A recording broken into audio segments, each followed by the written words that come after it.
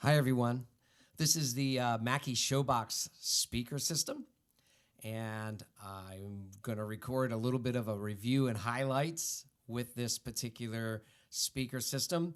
I've grown to like it a lot. There's some positives. There's a few drawbacks, but for the most part, I really like it, and I'm going to tell you why in a few minutes. But right now, I want to explain the process in order and how I'm recording this. So I have a Sennheiser 835 microphone, and then I have it directly into the box. I have EQ'd everything flat and centered, so nothing is added. I don't have compression on it or anything like that. As a matter of fact, you'll hear a little bit of popping. I apologize for that.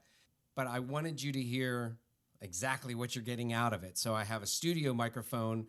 This is directly aimed towards a studio microphone. So when I move it around, you're going to hear my voice change a little bit, slightly different.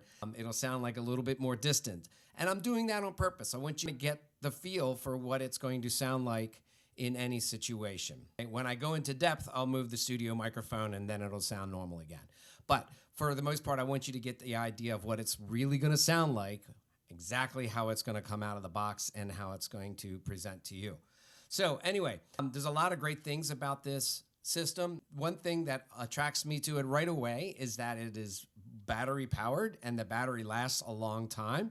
And it's been fantastic. I basically charged it a couple of weeks ago, and I've been using it a lot for piano and for various things. And the battery just seems to last a long, long time. Now, if it cuts out in the middle of this, I will have learned my lesson of how long. But right now, it seems to be working just fine. And then I'm going to go over all of the controls that you have. I'm going to go over this little box here, which is super, super cool in my opinion. And then we'll go over everything else. All right. First of all, the first thing I'll talk about is the build of this. This is actually very sturdy. This feels like a really strong cabinet. It weighs a good bit, so it's not exactly the lightest thing in the world, but it is comparative to other speakers that you might have. This is definitely one of the more lighter ones, but it's still got some strength to it. It feels nice and strong and sturdy. It's got a handle on the top, and then underneath it has a pole mount hole for it, so you can attach it to any of your speaker stands however you have it set up. That's easy. It also has, and when I move this now, it's going to change the sound a little bit. Just bear with me. If you look over here, it has the wedge kind of lift here. So you can actually use it as a floor monitor coming right back up at you. So let me say that again. It has the wedge side here, so you can hear yourself use it as a monitor system for a performance. I think the intention behind this might have been for a solo guitar player, a duo, maybe a trio, a situation of a smaller ensemble. I don't feel that this was really intended to be a full, let's say, 5-piece rock band or something like that. I don't think that's where we're headed with this. I think it's really intended for a smaller performing group. Okay, so first of all, it has some onboard effects. It has a lot of stuff. We're going to go into that in a few seconds. But if you notice, there's this cool little thing over here, and it looks very much like a mixer because it's a mixer. All right, so let's talk about the mixer before we get into anything else. All right, so you saw that I unplugged it there, and the power went out of that small little mixer. Now, with a Cat 5 cable, regular Cat 5, I can plug it back in and use this mixer as a remote. Now you can see that it powered right back up.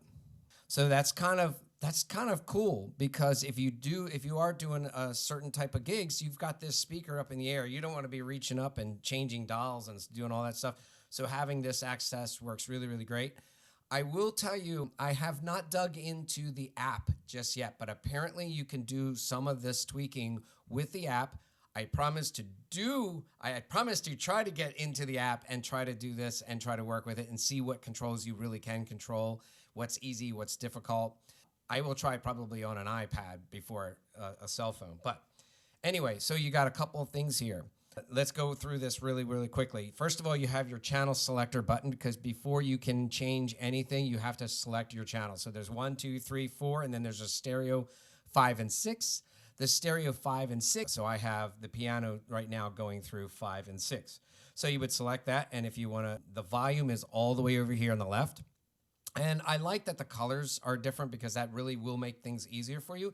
You'll always know that this green is going to be the volume. This green over here is the master volume. So you've got the small one for the track volume, and then you've got your master volume. Now, when you change channels, you can change your volume depending on what channel. That will store, right? But the master won't change per channel. When you change a channel, your master, just like a regular mixing console, is going to stay there. Okay, so just know that you don't have to worry about that. So now I have it on this particular mic. All right. So what I've done is I have it on channel 1 here, and here again is the volume. As you can probably see that this is about, the master's right at 60%, but the channel is all the way up to 70 or maybe 75%. So this is without gain. I didn't add any gain or anything to this. I didn't think I needed to, so I hope that it's sounding pretty good for you. As you can see, there are effects labeled in this yellow right below. You can change those effects. I'm not going to go into details about how, because this is not an instructive tutorial. This is just a review. Hey, look what we've got. We've got a delay. So let's add a little delay and see what happens. It seems to have added a lot of bass. That's interesting. So interesting. Oh, sorry. That was my mistake. Let me explain to you what I did wrong there. So the top button was the low, mids, and highs. So this is a 3-band EQ for each channel. And again, they are saved when you switch channels. So if I changed EQ for channel 2, let me turn that off again, the effects. So if you set your EQ settings for the microphone for channel 1, when you go into channel 2, you have to do it all over again, and you can reset it however you want to. But then when you go back to 1, it's already set. It saves that information for you.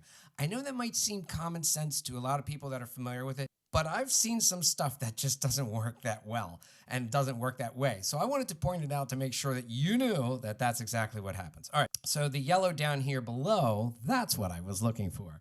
So it says fast delay, so you get your delay right there, and that's the amount of delay that you want to put into it.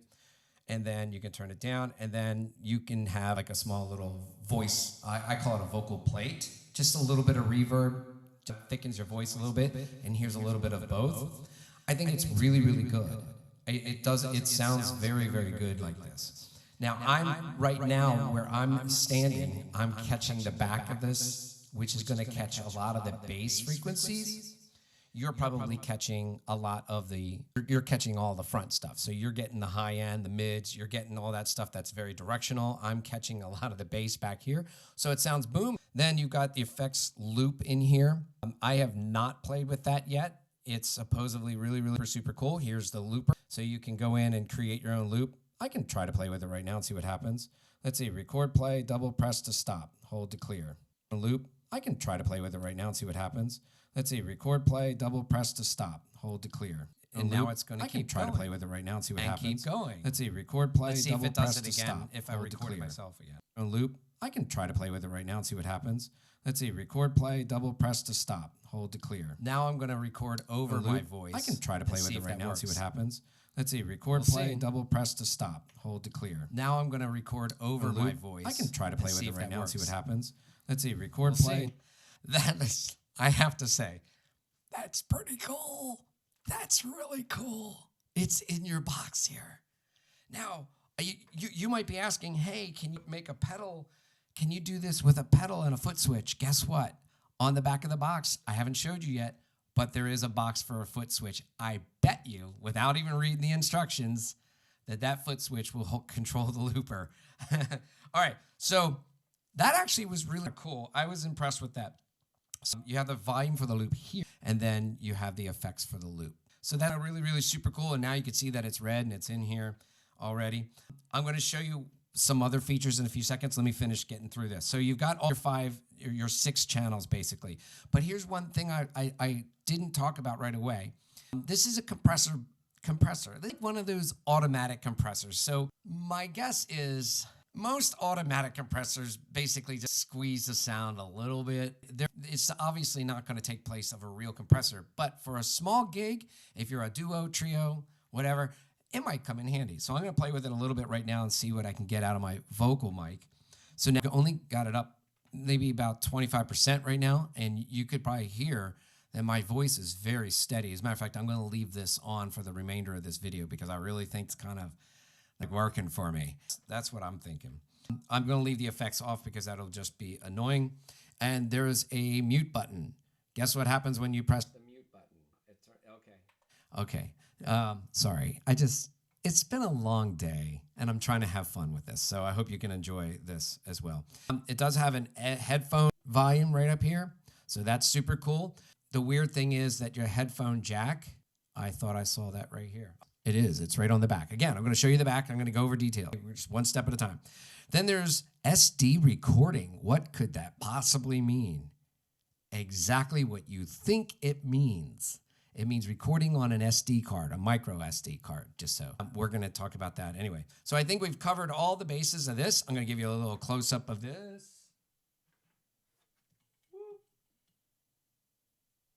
Cool. All right, I just wanted to give you a little bit of a close-up. I think this is super, super cool, and if you got a long cat cable, you can use it from anywhere on the stage, and I feel that that will help you achieve a lot of goals in performing live. All right, so now let's look at, so what I'm going to do is I'm going to turn this around, and I'm going to show you the back of the unit. I'm going to show you the controls that are on that unit. So I'm going to move the microphone that's recording me right now. I'm going to move that. And so you can still hear my voice through this box at all times. So you're going to have it drilled in your head how good or how bad that sounds. That's what you're going to remember. Okay, I want you to hear it for real. All right, so I'm going to move it right now. I hope that that works for you a little bit. I hope that that doesn't sound too bad for you. Okay, so let's go over what we have here up on the top here. I'm going to move this microphone, not get it too close. I'll get some feedback. All right, front LED is the first thing that you can see on the top left-hand side. It's just showing that the LED, just to show that it's on. That's no big deal. Then we have a feedback eliminator. I love feedback. No, I really don't. I hate feedback eliminators. However, they have gotten better, and they don't crush your sound anymore like they used to. They used to just squash your sound so little, and then you sound like you're in an AM radio out in the live performance area. Anyway, if you know what you're doing with EQ, you don't need a feedback eliminator. But since this only has like a 3-band EQ on it, I think having it is probably in your best interest. There is something called outdoor mode. From what I know about Mac, I'm going to assume, now I'm assuming this, I don't have the instructions right in front of me, but I believe the outdoor mode is just an EQ setting for giving it more full range outdoor performances. So let's try it, see what happens. Oh no. So the sound quality, you can hear it directly from the keyboard, and it's stereo going into channel 5 and 6. I had to just adjust that.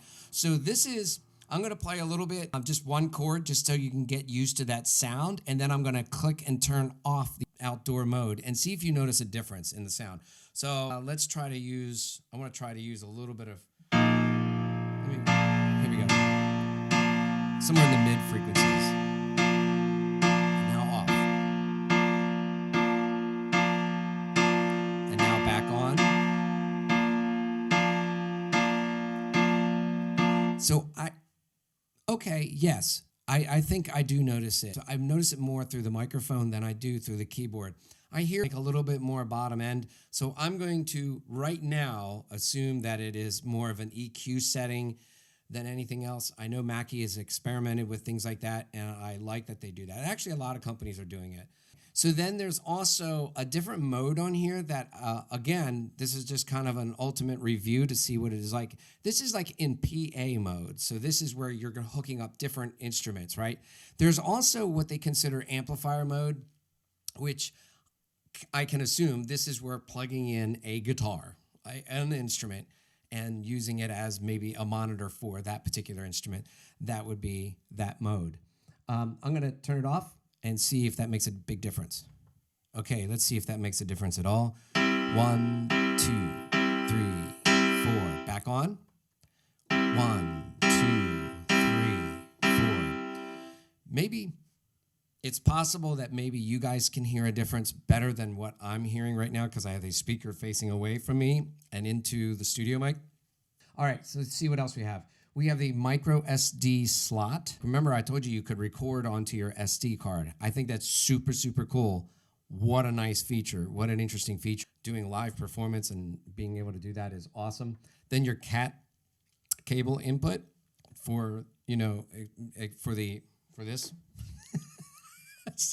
I'm losing words here by the second. Just bear with me, guys. I'm trying to have fun with it, but I want this to be an informal thing. So this is a USB-C interface plug. This is, I would imagine that what they also mean is that you can power something like a phone or something like that. I'm assuming that you can do that. Let me turn that back. But it's not to power this device. Remember, this already has a battery, so if you want to charge it, you would use your standard plug down here at the bottom, okay? That's kind of how I would look at that. All right, see what else? All right, we've got our channels. We've got 2 XLR inputs, and then we have 2 channels of 1/4 inch. Basically for guitar, I'm assuming that they probably have them at line level, I would think, right? I don't see like a phantom power on here anywhere, so I don't know if that's what's going on. So you've got channel 1 and 2 are XLRs only, and then you have 2 1/4 inches on channel. Oh, it's actually 1 and 3 the way they do it. That's interesting. So channel 1 and 3 is XLR. Channel 2 and 4 is your 1/4 inch. And then channel 5 and 6 is like a stereo into one channel. So it's a right and left into one channel. Now, the interesting thing is this is obviously only, you know, one speaker, maybe a tweeter and stuff like that, but that way you can at least get both signals in here. Also, take a look. It has an extra effects pedal kind of switch or input right here. So you have a send and return. Sorry for the popping, you know, but this is what it's like, right? And I have the compressor on a little bit, so that might be affecting it a little bit. All right, then we have your Bluetooth pair. This receives Bluetooth, and by the way, it hooks up super fast, super easy. I was very pleased about that. I noticed that some instruments and some music devices, when you hook Bluetooth up to it, it's like fighting a battle, going uphill both ways. But this one hooked in really, really super fast, and that was really cool. This also has an 1/8 inch cable input. It's kind of like an in thing again. It's funny because it went from 1/8 inch to 1/4 inch and now back to 1/8 inch. I guess it's because they got stronger cables. And then the foot switch we talked about earlier, which I believe, I'm going to try to stop spinning the speaker. I'm sure that might be annoying. This is the foot switch. The foot switch right here is probably going to be for the looping, but I bet you it could also be for effects and some other things. That, I would assume, is going to work through the app. I don't know that.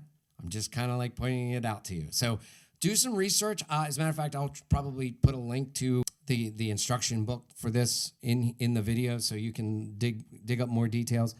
I wanted you to get the basic idea and also just understand what you have as an option.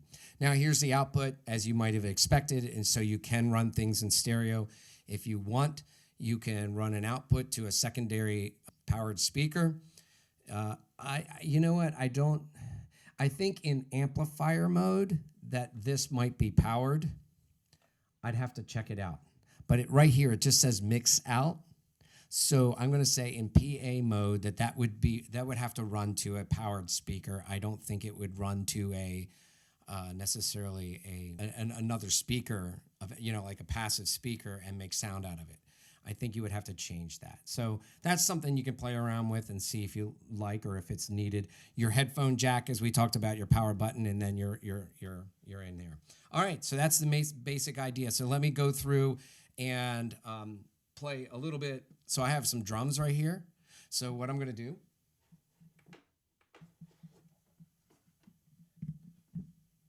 I'm going to check out this remote.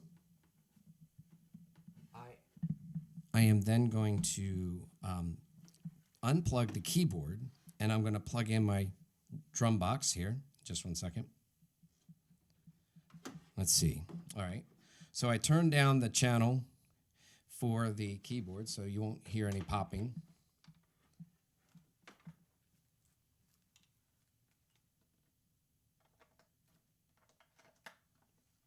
By the way, this is the Avatar 708.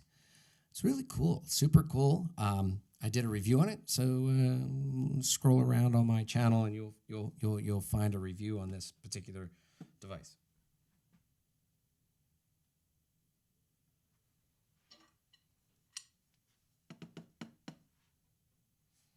All right, here we go. I'm gonna give this a shot.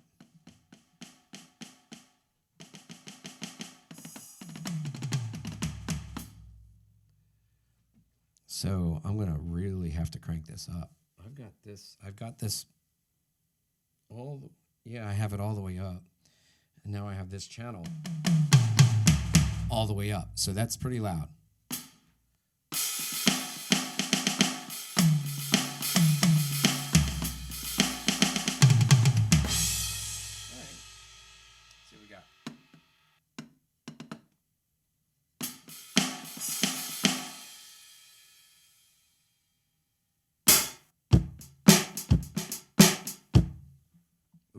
Okay, so I just learned something that was really super cool. On the box here, when I opened up that last, when I changed it to that last drum set, the signal was so much louder than the first one that there was a red button at the very bottom, and so it was showing me that it was clipping. So that's a really cool feature. I mean, you got to know when you're overdoing it, right?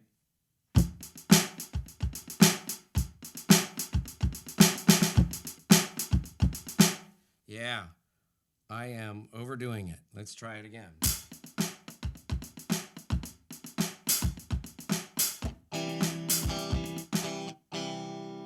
Okay. All right. So you get the idea about that one. Let me try one other sound here.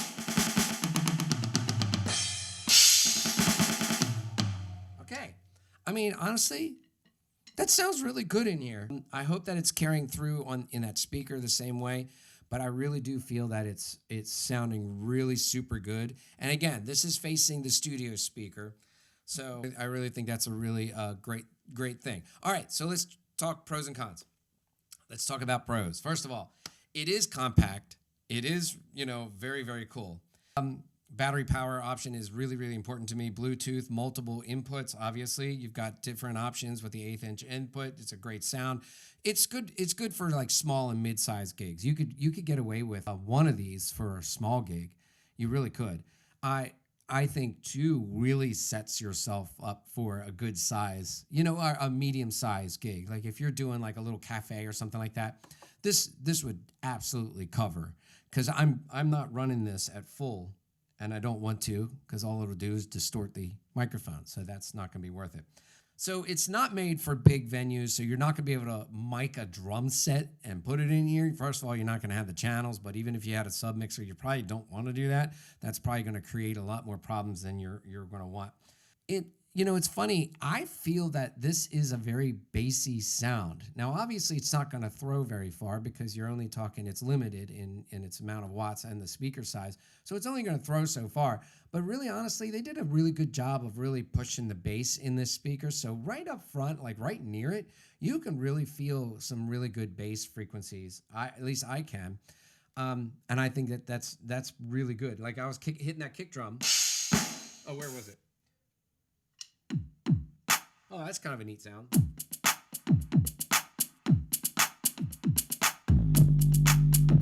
Oh, yeah.